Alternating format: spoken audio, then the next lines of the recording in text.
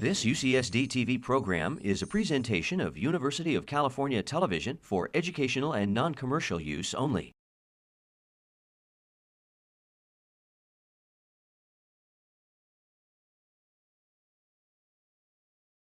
When I'm writing an opera, I have to find a musical universe in which all those characters can live, so that the music is of a piece, even though they each have their individuality. And for the longest time, I didn't know where it came from. And it's a 4-chord theme. It's just this. I'll do it down here.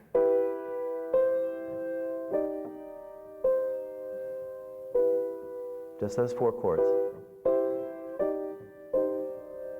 And it just has this feel of rise and fall. There's a yearning to it, just those 4 chords.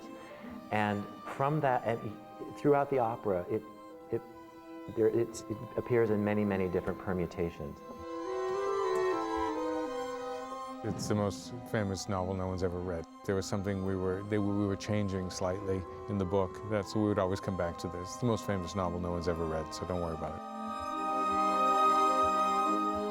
it. You know, if Melville had been writing an opera, he would have written it differently. He was writing a novel. And what we're doing is writing an opera based on his brilliant work. And so in order to be faithful to the spirit of his piece, which is really what we're trying to do, it's necessary to reinvent it in certain ways, while always being faithful to his intent, and that's what we certainly have tried to do.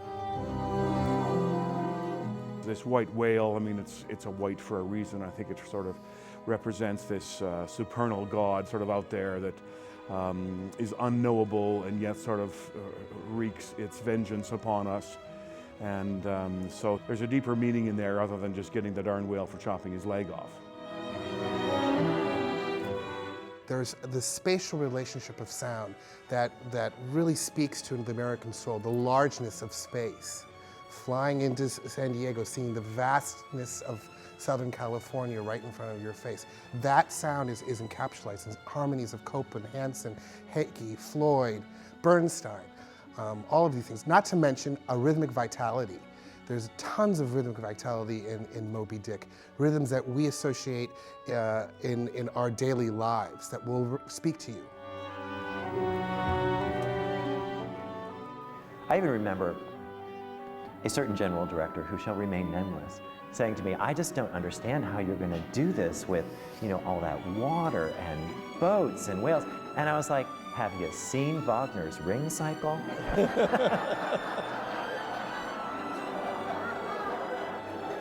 You think this is challenging?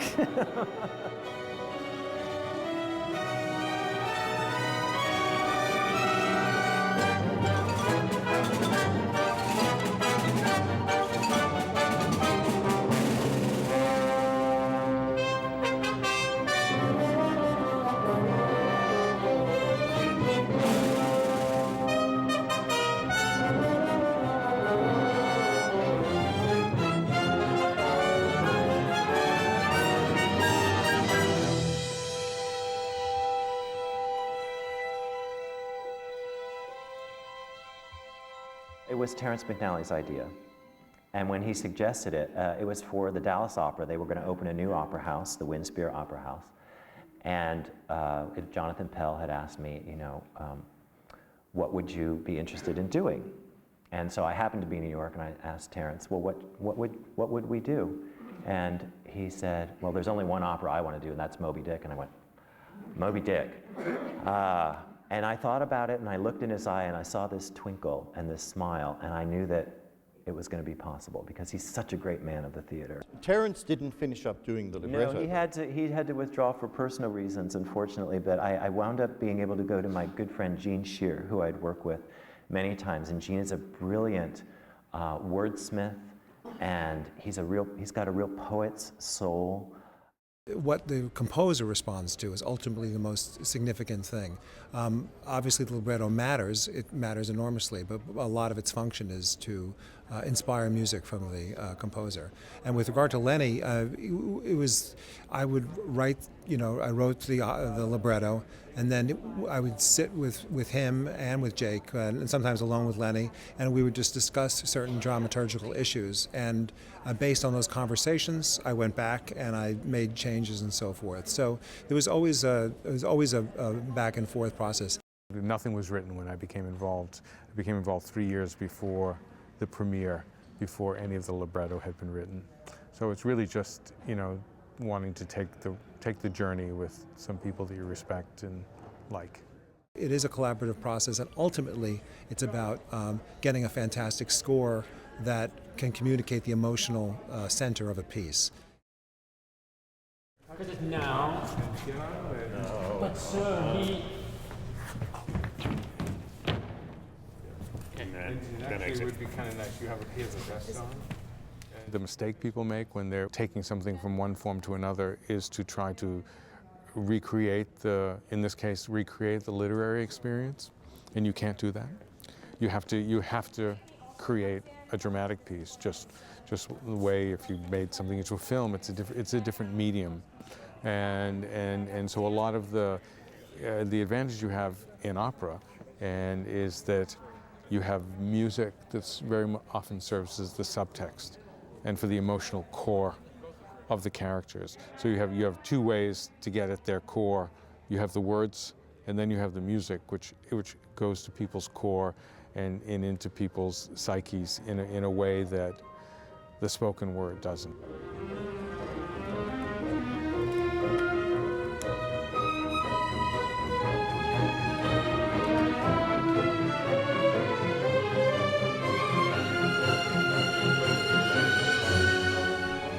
I do a lot of big things, and I use projection and film and things like that a lot.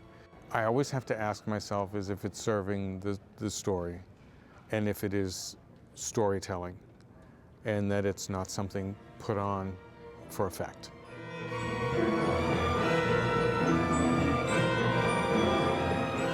Very often when I use the largest images and the most complex technology, there's very little being sung on the stage. This is the way it's structured, the way the piece is structured, it's either really big or really small, and it gets really big and really small, really big and really small, so that we get the context of where these very human stories are happening. And so I am aware of it, because there are times I've gone too far. I've gone too far, and you always go too far, actually. You always go too far, and then you pull it back. He's obsessed. He's sort of bent on revenge. He's absolutely focused in that direction. And in this opera, there's almost no stepping back from that intensity. He does get a little step back towards the end of the opera, just to show a little bit more of the humanity of him. But generally, he is so focused on hunting Moby-Dick that that's what there is about him.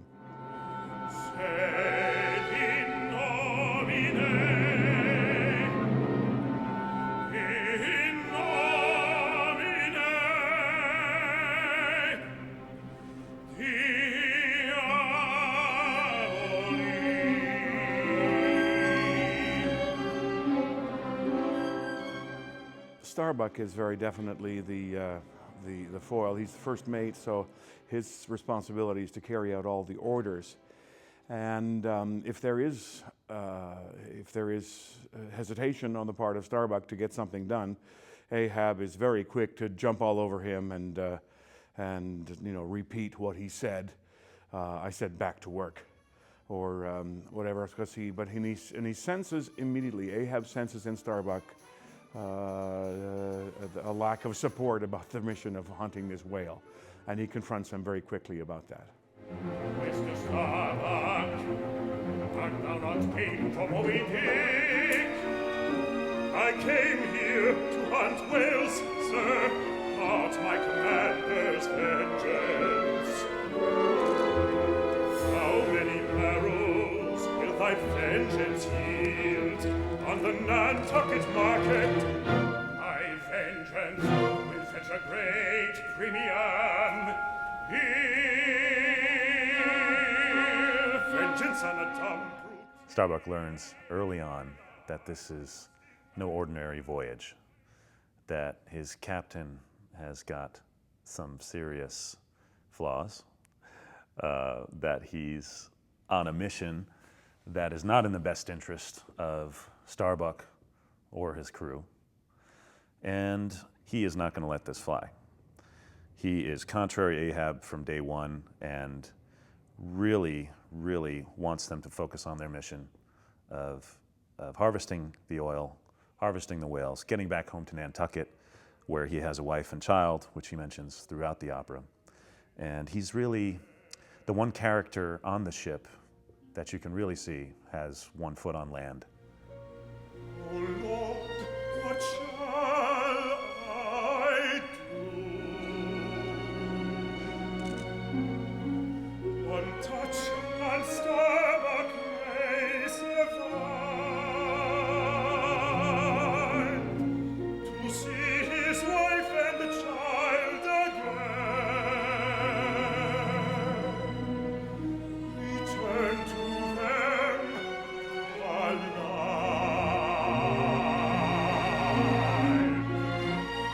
Even though we have a very strong conflict that's developed in the opera, when we get to the scene, the symphony, in the second act of the opera, you really see that these are two men who share so much in common. And Starbuck realizes an opening to try to get Ahab to really think about the people that he's left at home in Nantucket. Oh, Captain, grand old heart after all, why should anyone give chase to that hated fish? Let me alter the course, sir. How cheerily, how hilariously would we bowl on our way to see old Nantucket.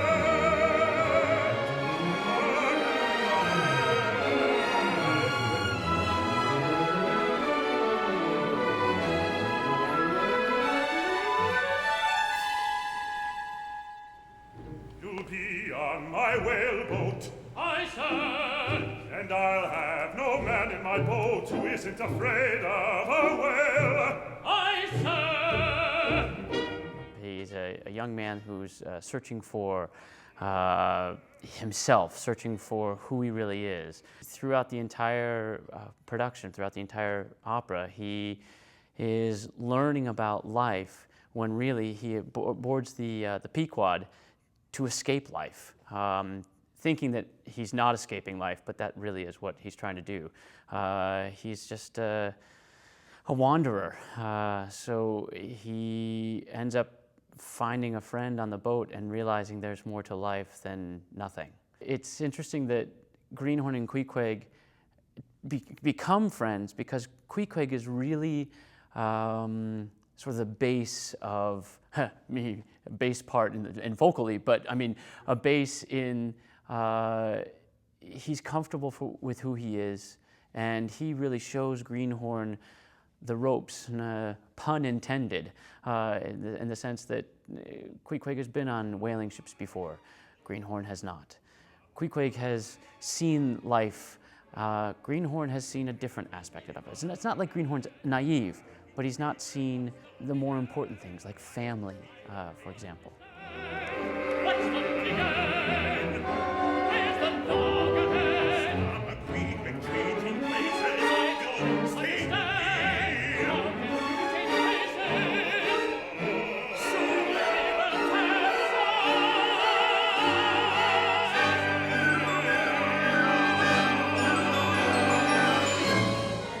One of the favourite things I like is the unlikely friendship. Lenny has often said that Queequeg is so different that he's often, in a way, intimidates others on the ship, so no one really talks to him. Then you have a Greenhorn who no one talks to. So these opposites, in a way, just happen to pass, and in quite a kind of a combustible nature, actually.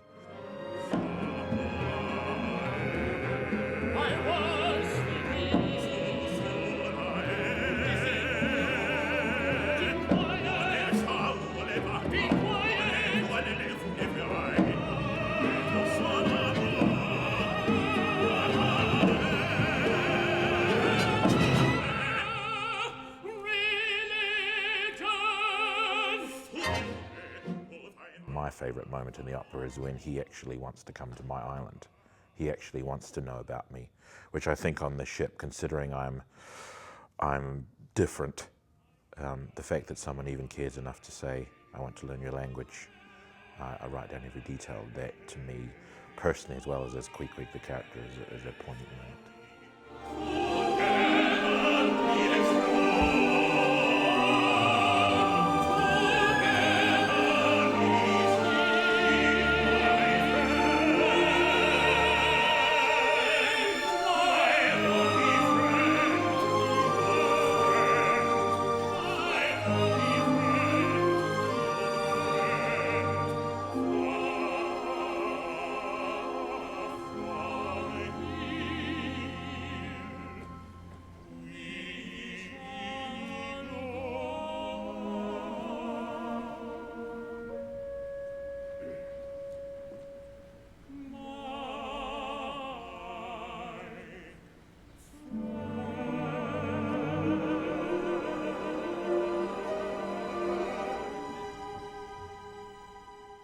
If you think about the time period that this book takes place in, the story, the fact that Pip has made it north on his own is nothing short of miraculous. He has no documentation, no parents, no one who can lay claim to him. So I think it's quite fascinating that he even made it north to the Pequod at all, which is the thing that sort of grabbed me about him as a character and fascinated me. Just the strength that he comes with from the onset is a nice place to build a character from.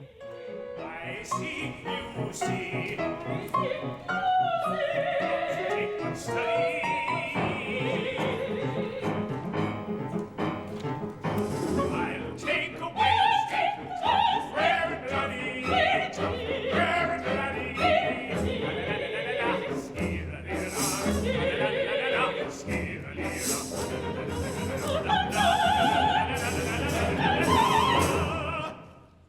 I never want to do anything the same.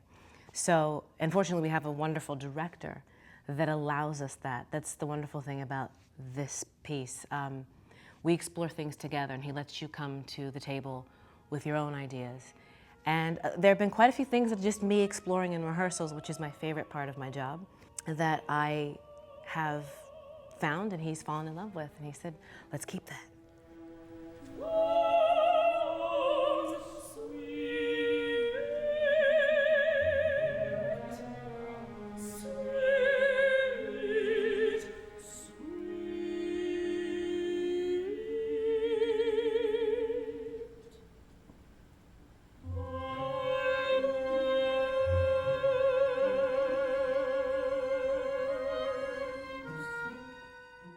There are difficulties associated with limping around the stage on the peg leg. Your inner core is working very hard to keep yourself stable and moving around the stage, and therefore your interior is kind of tensed up a little bit, and that's exactly the opposite way to what singing is.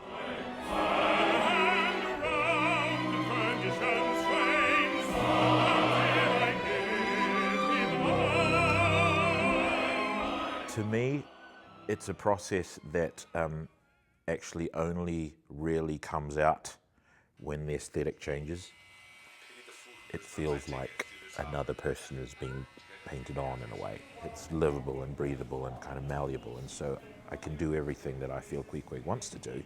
It's just that it's me inside and it's Queequeg outside. The hair comes off and the tattoos come on, and suddenly even and backstage people are looking at me differently. It starts to feel like Queequeg has kind of joined us in a way. Pad in the right place? Yes. Where you want it to be? Yes. Okay, I'm going to tighten down the legs.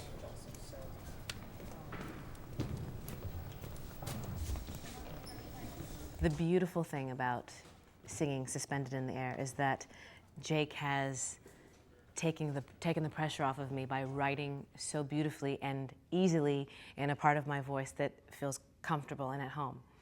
The difficult part is sitting on 2 seat belts and a wire and singing, because there's absolutely zero sense of gravity or being grounded or anything. So it's really just me being a fearless girl I just sort of jumped in and I just do it. I like challenges, and so it was something that I welcomed, and I just jumped right in. It just takes a little bit of practice, and it's, you know, but I am very well aware of every second of the 3 minutes and 11 seconds that I'm on stage.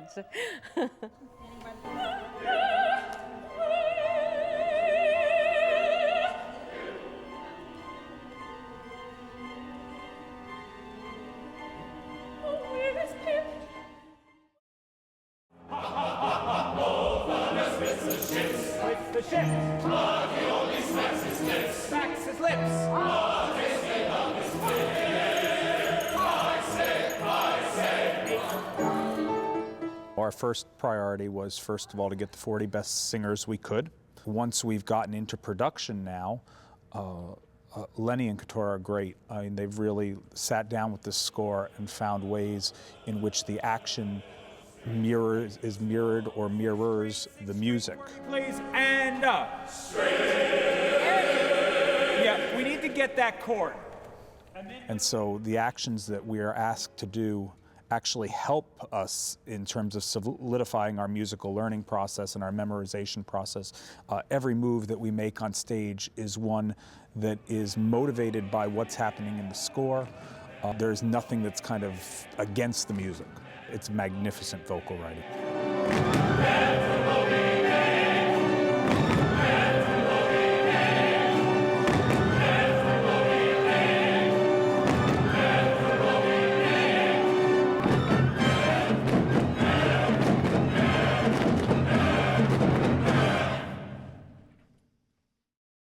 Drink, ye harpooneers, drink and swear, swear, swear, death, death, death. And then we begin Death to Moby-Dick. Exactly. I came in and I taught all the choreography, and I placed the chorus and made sure that the chorus and supers and acrobats were all dialed into what they were doing, so that when Lenny showed up, it was very easy to just get them all together with principals.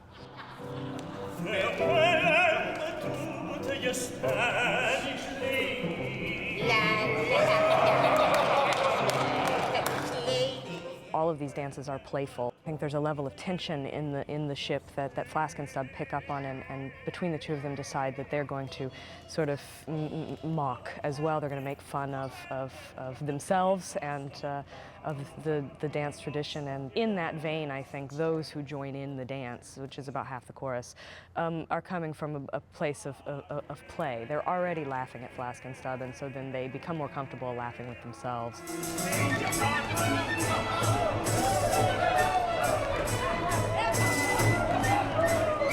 There are two other movement elements. There's a huge whaleboat crash, and what happens on the wall is sort of a bird's eye view of the boat as it crashes, and people fall out of it. It's different because they're not falling out of something horizontal, they're falling out of something vertical, and it's just a very different way of looking at physics in order to make this read to the audience. That is the ocean of us. I, Mr. Stubb, There is a fair amount of block and tackle choreography. There are 12 or 13 practical pulleys on the stage, and we have chorus members at each one of them. And in various times during the show, they pull them in time together. And each one of these sections has a different rhythm to it. And so it takes a massive amount of rehearsal in order to get the rhythms correct. Oh, Johnny is the gale, and the joker is the whale, I'll flourish in his tail. What a fun it's sporting game, jesty, jokey, jokey, hokey, pokey, lad is the ocean. Oh, yes, sporting game, jesty, jokey, jokey, sporting game, jesty, jokey, jokey, hokey, pokey, pokey, pokey, lad is the ocean.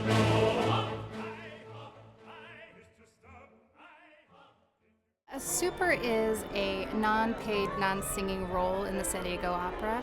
They're basically spear carriers. They're functionaries on the stage, so they're chambermaids, family, townspeople, things like that. They get a lot of the action on the stage done, so a lot of action wouldn't happen on the stage if it wasn't for supers. In Moby-Dick, we do have two separate groups of supers. One are volunteers. There's about 5 of them. And then we have 10 paid supers who are acrobats, climbers, professional sailors. So they provide the authenticity to the piece. We have several stunt coordinators who work with the supers. And the volunteer supers also participate in the fights and the choreography. We have some remarkable supers that are the fighters in this. There's about 15 guys that do the lion's share of the fighting in the big brawl. These guys are very skilled physically, and because of that, they're able to give the impression of guys that are just, sort of going at each other. So my job was to sort of orchestrate that within the finite boundaries of the set as it's given to me, with the added sort of obstacle of chorus members that are dancing, and the fight breaks out and the chorus members recede from the fight, and it all goes to hell.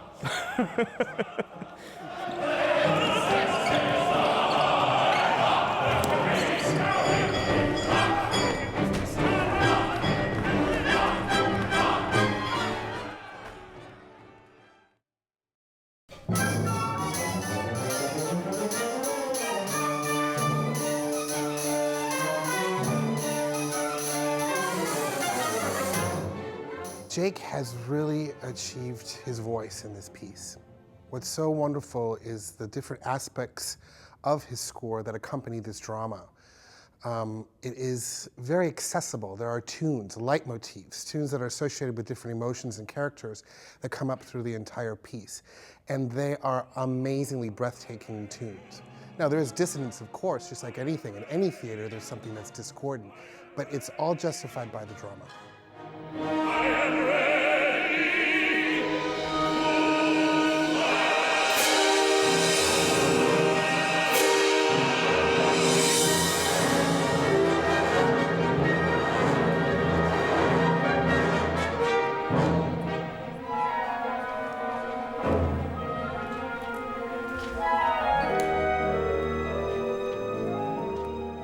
There are rhythmic challenges, meter challenges. It's because the drama demands it. It's because that moment in the piece, you need to have something difficult perhaps, because the moment is difficult.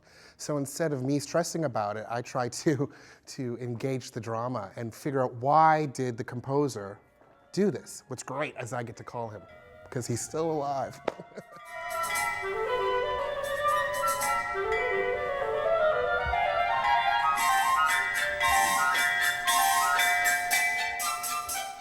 I can't help but wonder if this is going to go down in history as the great American opera. I've never encountered anything like it in the 16 years that I've been closely associated with opera.